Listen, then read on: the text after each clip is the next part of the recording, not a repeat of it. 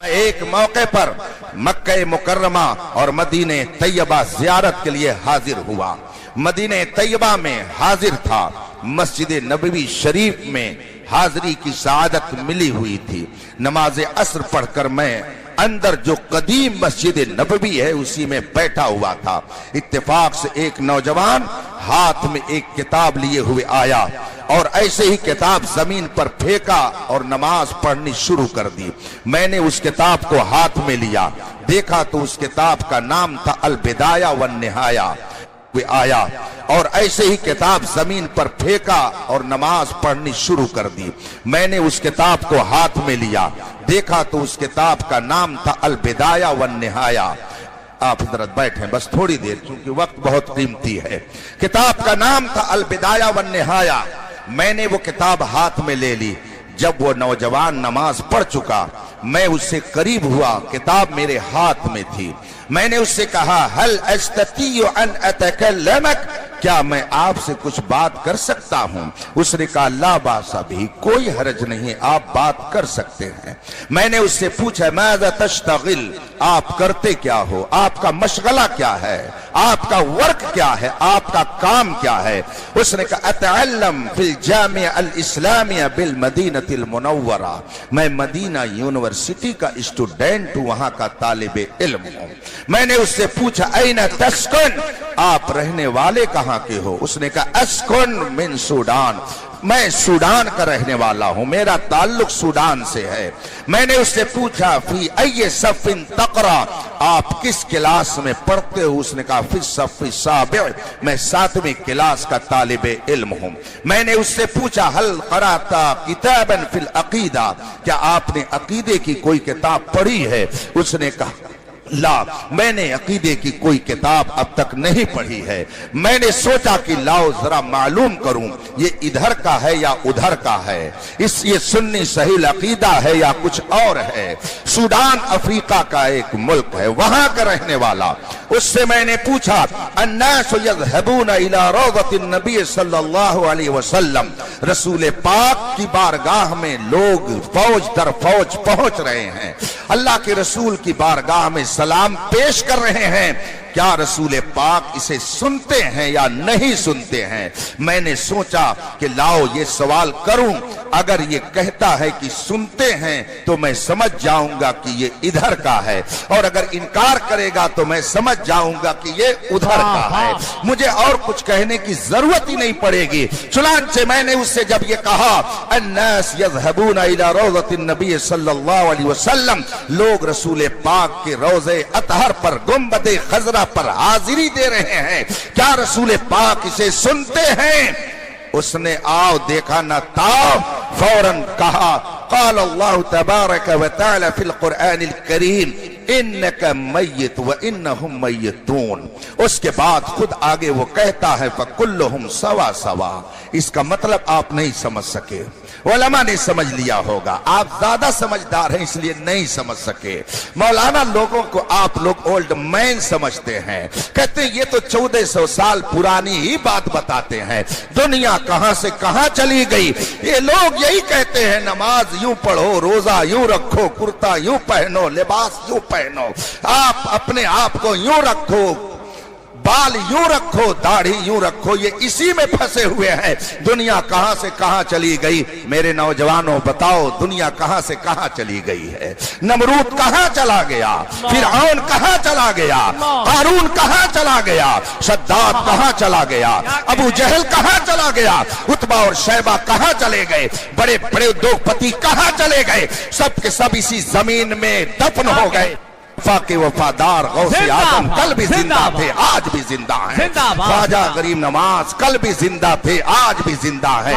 محبوب الہی کل بھی زندہ تھے، آج بھی زندہ ہیں۔ امام احمد رضا کل بھی زندہ تھے، آج بھی زندہ ہیں۔ میرے مجاہد ملت کل بھی زندہ تھے، آج بھی زندہ ہیں۔ تاج الشریعہ کل بھی زندہ تھے اور آج بھی زندہ ہیں۔ نعرہ تکبیر، نعرہ رسالت، گنبد خضرا کانفرنس، مسلک اعلی حضرت۔ گنبد خضرا کی چھاؤں میں لوگ سلام پڑھنے کے لیے جا رہے تھے۔ میں نے جب اس سے پوچھا اس نے یہی جواب دیا جو میں نے آپ کو سنایا، مگر آپ شاید نہیں سمجھ سکے۔ क्यों नहीं समझ सके? इसलिए कि मैंने अरबी में जवाब दिया, और ये अरबी जो मैंने पढ़ी, इस अरबी में पहला हिस्सा कुरान करीम की आयत करीमा है। कुरान की आयत मैंने पढ़ी जो उसने जवाब के तौर पर सुनाया था। वो कहता क्या है मेरे सवाल के जवाब में?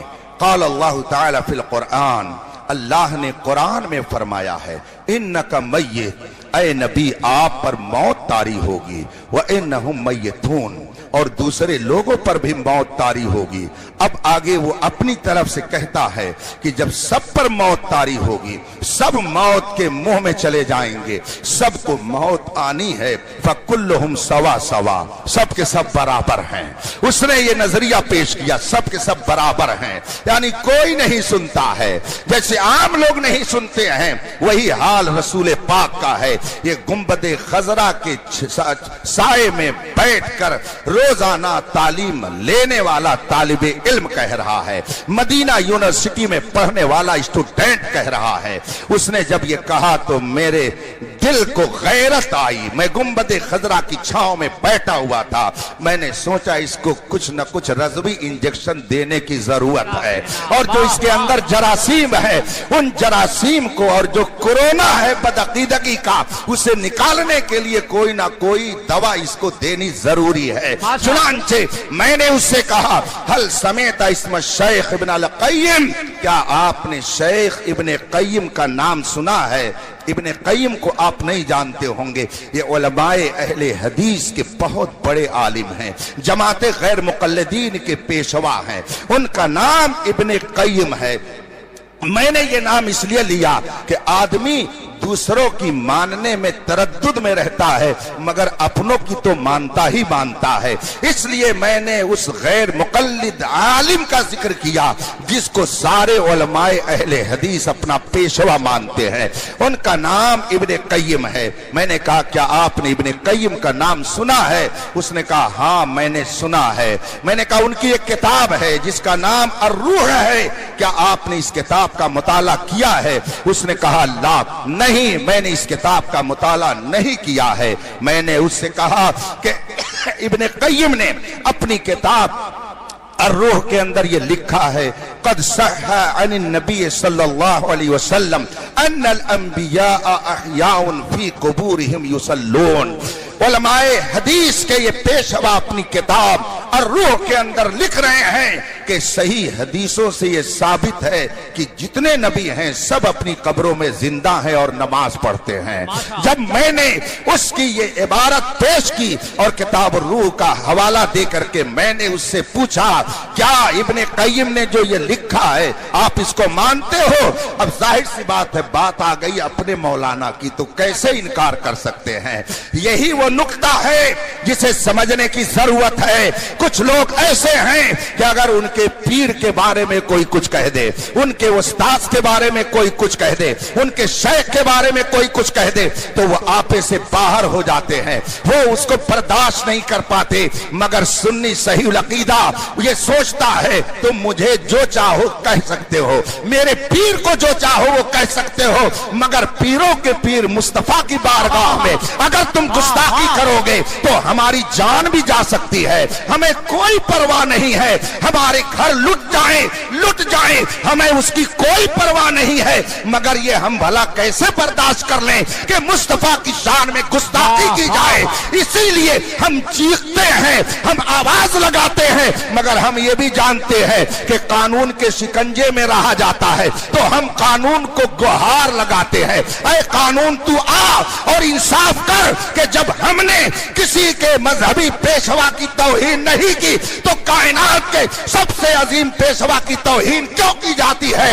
इसलिए अगर आज नहीं तो कल मैदान महशर में देखा जाएगा, जालिम अपने कैफरे किरदार को पहुंचेगा और अहले ईमान जन्नत की पहाड़ों में। वाह वाह, नारे तकबीर, नारे रिसालत, गुंबदे खजरा कॉन्फ्रेंस, मसलके आला हजरत। मैंने अर्रूह किताब का हवाला दे करके जब उससे पूछा कि बताइए आप इसको मानते हैं कि नहीं मानते हैं, उसने कहा हाँ मैं मानता हूं। जब उसने कहा मैं मानता हूं तो मैंने फिर एक सवाल ठोक दिया।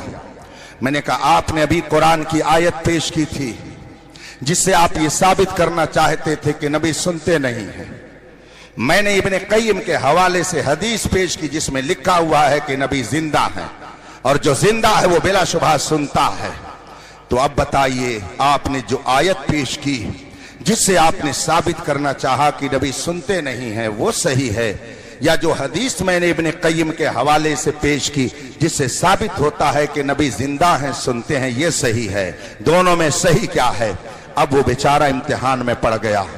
بہت دیر تک وہ سوچتا رہا. جب اس کو کوئی جواب نہیں بن پڑا تو اس نے مجھ سے کہا بین معنی هذه الآیہ وهذا الحدیث. یا شیخ بین لنا معنی هذه الآیہ وهذا الحدیث. کہتا شیخ میری سمجھ میں بات نہیں آ رہی ہے کہ دونوں میں صحیح کیا ہے، مجھے حدیث کا بھی معنی بتائیے، قرآن کریم کی آیت کا بھی مطلب سمجھائیے. میں نے اس کو تھوڑی دیر تک اپنے انداز میں پریشان کیا تاکہ یہ سمجھ جائے کہ سکے کے ایک رخ کو دیکھ کر کے حقیقت تک نہیں پہنچا جا سکتا ہے جب تک کہ سکے کے دونوں رخ کا مطالعہ نہ کیا جائے. آج کل کچھ لوگ سکے کا ایک رخ دکھا کر کے قوم کو گمراہ کرنے کی کوشش کرتے ہیں. یہ تو امام احمد رضا کا کمال ہے کہ اس نے ہر حقیقت سے نقاب کو الٹ کر کے اور قوم کو گمراہوں سے متنبع کرتے ہوئے فرمایا سونا جنگل رات دھیری چھائی بدلی کالی ہے، سونے والوں جاگتے رہیو چوروں کی رکھوالی ہے. میں نے اس کے سامنے جب تفصیل رکھی اس نے کہا شکرن لکا یا شیخ، آپ کا بہت بہت شکریہ کہ آپ نے مجھے قرآن اور آیت حدیث کا مطلب سمجھا دیا. اور اس نے تسلیم کیا کہ بے شک نبی زندہ ہیں اور قبروں میں اپنے اپنے آرام فرما، اپنی اپنی قبروں میں آرام فرما ہے اور پکارنے والوں کی پکار کو وہ سنتے ہیں. اس نے اس بات کو تسلیم کیا. میں نے سکے کا دونوں رخ جب اس کے سامنے رکھا ہوا حیرت میں پڑ گیا. میں عرض کرنا چاہتا ہوں کہ آج بھی ایک جماعت جو بو لباس میں قوم کو گمراہ کرنے کی ناپاک کوشش میں لگی ہوئی ہے اور کلمہ پڑھنے کے باوجود وہ در حقیقت قرآن کا بھی انکار کر رہی ہے اور حدیث کا بھی انکار کرتی ہے. اسی ہندوستان میں یہ جماعت بھی پائی جاتی ہے. رسول پاک صلی اللہ علیہ وسلم نے اپنے صحابہ کے بارے میں فرمایا. حضرت سیدنا ابو سعید خدری رضی اللہ تعالیٰ عنہ صحابی رسول ہیں. وہ روایت کرتے ہیں کہ رسول کریم صلی اللہ علیہ وسلم نے ارشاد فرمایا لا تسبوا صحابی، میرے صحابہ میں کسی کی شان میں گستاخی کے کلمہ مت بولنا. رسول پاک کا ارشاد ہے میرے صحابہ میں سے کسی کی شان میں گستاخی مت کرنا. ان کی شان ایسی بلند و بالا ہے. اللہ کے رسول فرماتے ہیں لو ان احدکم انفق مثل احد ذهبا ما بلغ مد احدهم ولا نصیفا. ان کی شان یہ ہے کہ اگر تم میں سے کوئی احد پہاڑ کے برابر سونا خرچ کر دے اور میرا صحابی 2 کلو 4 کلو جو اللہ کے راستے میں خرچ کر دے تو تمہارا احد پہاڑ کے برابر سونا میرے صحابی کے 2 کلو جو کا مقابلہ نہیں کر سکتا ہے. یہ رسول پاک کے صحابہ کی شان ہے. مگر کلمہ پڑھنے والوں کا ایک گروہ اس وقت ہندوستان بھر میں توہین صحابہ کی تحریک چلا رہا ہے اور جگہ جگہ رسول پاک کے صحابہ کی شان میں گستاخی کر کے اپنی بدبختی کا ثبوت دے رہا ہے. بتائیے رسول پاک تو یہ فرمائیں کہ میرے صحابہ کو تم برا مت کہنا، مگر جماعت ایک ایسی پائی جاتی ہے کہ جو کلمہ پڑھنے کے باوجود رسول پاک کے صحابہ کی توہین کر رہی ہے. جگہ جگہ اپنی مسجدوں میں، اپنے عوام میں، اپنے لوگوں میں صحابہ کی عظمت پر کیچڑ اچھالنے کی ناپاک کوشش کی جا رہی ہے. اسی وجہ سے 2 مہینے کے اندر مجھے 2 مرتبہ ایسے ناہنجاروں سے مناظرہ کرنے کے لیے مجبوراً جانا پڑا. پہلی بار میں بنگلور گیا اور ابھی چند روز پہلے مجھے جھانسی جانا پڑا. لیکن الحمدللہ دونوں جگہ دنیا نے یہ دیکھ لیا کل کے رضا ہے خنجرے خوخار برفبار. آدھا سے کہہ دو خیر منائے نہ شر کریں. قیامت تک جب تک تک مصطفیٰ کے سچے وفادار رہیں گے، امام احمد رضا کے افکار و نظریات کو پھیلانے والے جب تک رہیں گے، کسی صحابی کی شان میں اگر کوئی انگلی اٹھائے گا تو کوشش کی جائے گی کہ قانون کی زبان سے اس کی انگلی کو کاٹنے کی کوشش کی جائے۔ کوئی زبان اگر کھلے گی تو قانون کی زبان کے ذریعہ اس کو کاٹنے کا ہنر بھی جانا جائے۔ نعرہ تکبیر، نعرہ رسالت، گنبد خضرا کانفرنس، مسلک اعلی حضرت۔ کلمہ پڑھنے والوں کی ایک جماعت اسی ہندوستان میں پائی جاتی ہے جو صحابہ پر تبرہ کرتے ہوئے فخر محسوس کرتی ہے۔ میں اور مزید تو کچھ نہ کہوں گا، لیکن یہ مجھے محسوس ہو رہا ہے کہ جس طرح سے کچھ سالوں پہلے تک سعودیہ عربیہ نے وہابیت کو پھیلانے کے لیے اپنی دولت کا دہانہ کھولا، آج بھی کچھ ملک جو گستاخانے صحابہ میں شمار کیے جاتے ہیں اپنی دولت کا منہ کھولے ہوئے ہیں، اور ہندوستان کے بہت سارے ٹٹو اس کا شکار ہو کر مسجد و محراب کے ذریعہ ان کے ناپاک عزائم کی تکمیل میں لگے ہوئے ہیں اور رافضیت کو پھیلانے کا کام کر رہے ہیں۔